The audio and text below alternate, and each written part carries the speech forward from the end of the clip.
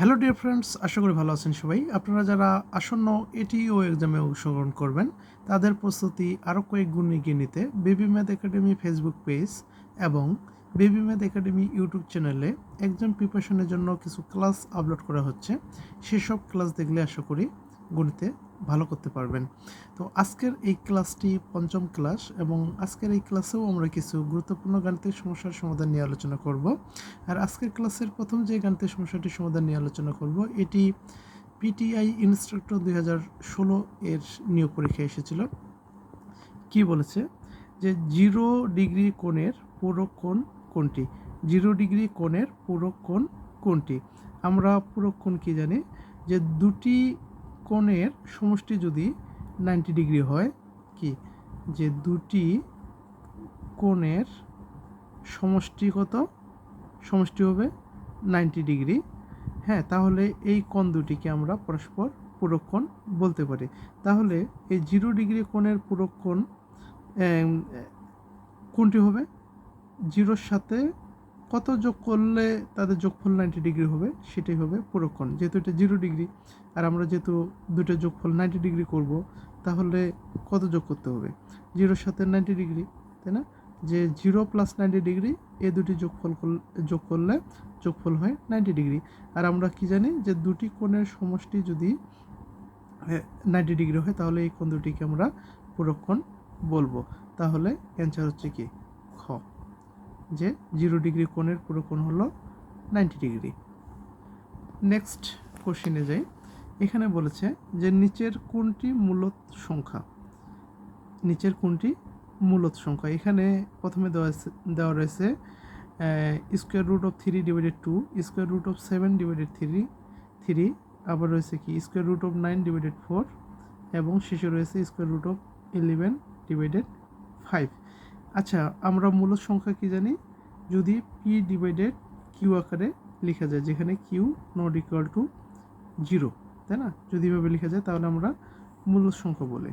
তো এখানে যে বিষয়গুলো রয়েছে, এখানে এই যে 3, 7, 11, দেখেন তো 3, 7, 11 এগুলো কি মৌলিক সংখ্যা না? এগুলো হচ্ছে কি মৌলিক সংখ্যা। আর আমরা কি জানি যে মৌলিক সংখ্যার উপরে যদি আমরা স্কোয়ার রুট করি বা রুট ওভার নেই, তাহলে এটি হবে অমূলদ।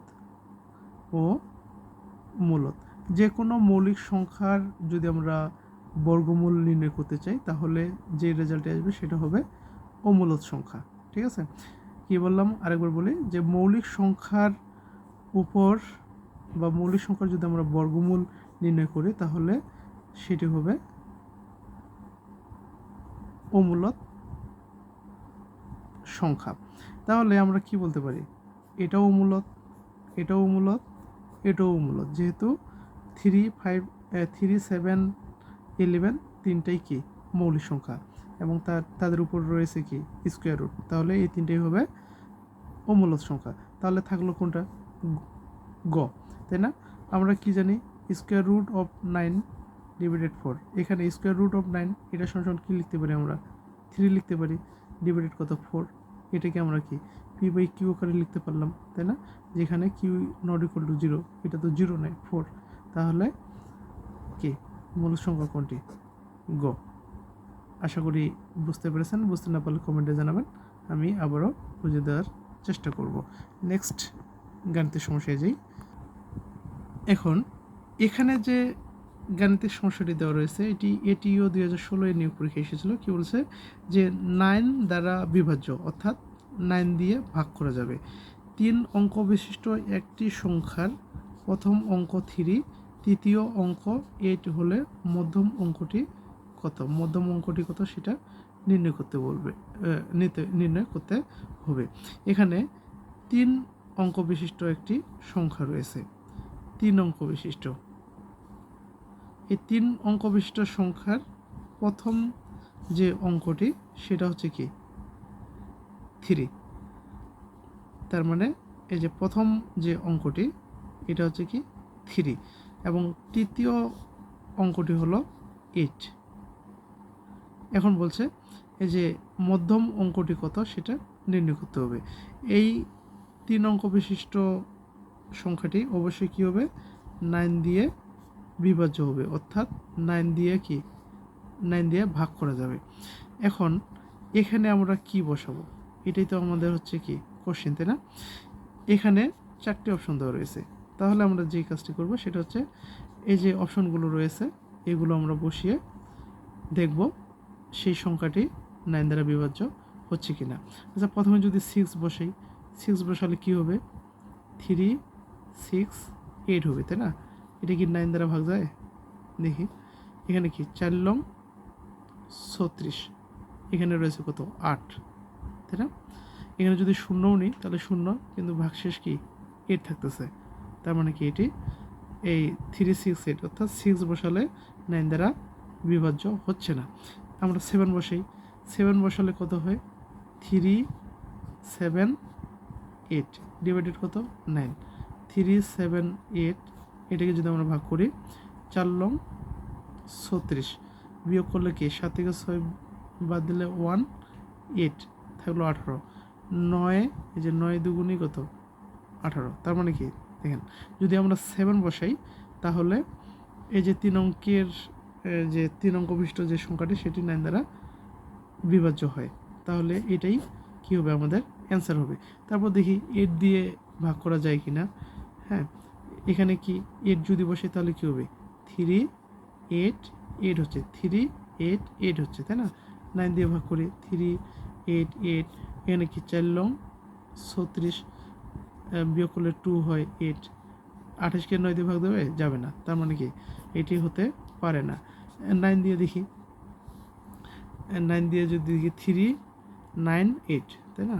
3 9 8 9, এখানে 3 9 8 দেখি 4 লং কত 36, বিয়োগ করলে কত হচ্ছে 3 8, আবার 4 লং কত হচ্ছে 36, ভাগ শেষ থাকতেছে 2, তার মানে কি এখানে যদি এই মধ্যম অঙ্কটি যদি 9 হয় তাহলেও কি 9 দ্বারা বিভাজ্য হচ্ছে না, তাহলে আমাদের অ্যান্সার হচ্ছে কি খ, শুধুমাত্র 7 বসালেই কি, শুধুমাত্র এই যে মধ্যম অঙ্কটি 7 বসালেই যে 3 অঙ্ক বিশিষ্ট যে আমরা সংখ্যাটি পাই সেটি 9 দ্বারা বিভাজ্য হয়।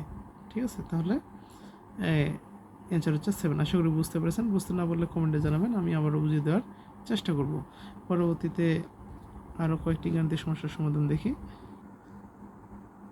যে এখানে বলেছে কি যে 2 3 6 11 18 ডট ডট ডট তালিকার পরবর্তী সংখ্যাটি কত। হ্যাঁ, এই 18 পর সংখ্যাটি কত হবে সেটি নির্ণয় করতে হবে। এখানে 23 হবে না 25 হবে না 27 হবে না 29 হবে, এটা আমাদের দেখতে হবে। তো এই ধরনের সিরিজ যখন দেওয়া থাকবে তখন আমাদের যেটা দেখতে হবে, প্রথমে যোগ বিয়োগ গুণ স্কোয়ার, হ্যাঁ এগুলো কি কয়েকটি প্রসেস রয়েছে, এভাবে আমাদের দেখতে হবে যে কোনটি মিলে যায়। এখন দেখেন, প্রথমে আমরা যোগ বিয়োগ করব, ঠিক আছে, দেখি বা গুণ করব মিলে কি না। মিলবে কীভাবে মিলবে, যে প্রথম যে টার্মগুলো রয়েছে সেগুলো মিলবে, এবং সেই যেই প্রসেসকে ফলো করে প্রথমে টার্মগুলো আমরা পাবো সেই অনুসারে আমরা শেষের টার্মটি বের করব। এখানে 3 এবং 2 এই দুইটার ডিফারেন্স কত 1, তাই না? আবার 6 3 এই দুইটার মধ্যে ডিফারেন্স কত 3, 11 6 এই দুইটার মধ্যে ডিফারেন্স কত, মানে বিয়োগ আর কি, ডিফারেন্স বলতে বিয়োগ কত পাচ্ছি 5, 11 এই যে 18 এবং 11-র মধ্যে ডিফারেন্স কত পাচ্ছি আমরা 7। তাহলে এখানে দেখেন তো এই যে টার্মগুলো যে রয়েছে এগুলোর মধ্যে ডিফারেন্সগুলোর কিন্তু একটা সিকোয়েন্স রয়েছে, কীরকম সেটা 1, তারপরে ডিফারেন্সটা হচ্ছে 3, তারপরে এটা হচ্ছে 5, তারপরে এটা হচ্ছে 7, তার মানে কি এগুলো বিজোড় সংখ্যা, তাই না?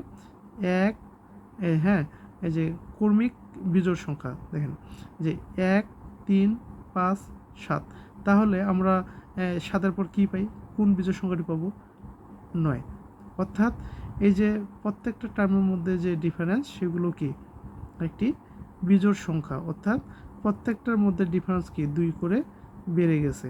আমরা কি জানি যে বিজোড় কর্মী সংখ্যা সেগুলো কি 1 3 5 7 9, তাহলে আমরা পরবর্তী যে সংখ্যাটি সেটা কি পাবো, এই 18 + 9 এটা যদি যোগ করি 18 9 কত 27, তাই না?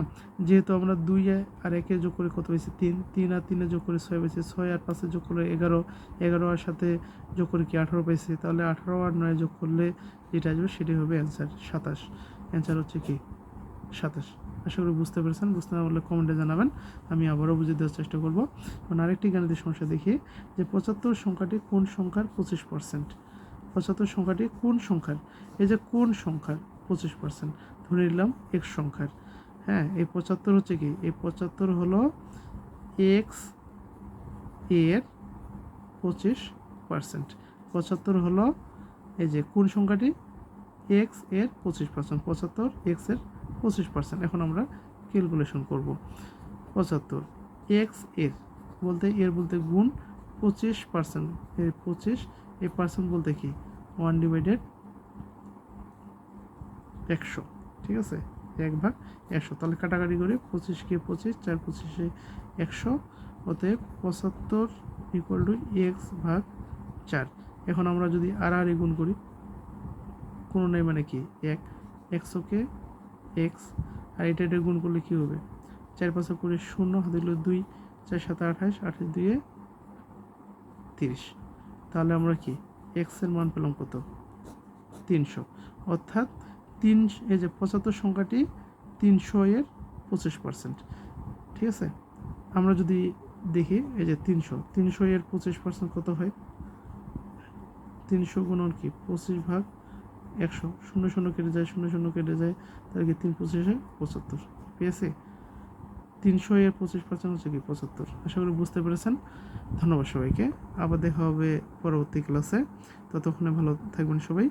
আর আমার এই ভিডিওগুলো যদি আপনাদের ভালো লেগে থাকে তাহলে অবশ্যই ফেসবুক থেকে বিবি ম্যাথ একাডেমি ফেসবুক পেজটি ফলো করে রাখবেন, লাইক কমেন্ট শেয়ার করবেন, এবং ইউটিউবে বিবি ম্যাথ একাডেমি ইউটিউব চ্যানেলটি সাবস্ক্রাইব করে দিবেন, লাইক কমেন্ট শেয়ার করবেন। ধন্যবাদ সবাইকে, আবার দেখা হবে নতুন কোনো পরবর্তী ক্লাসে।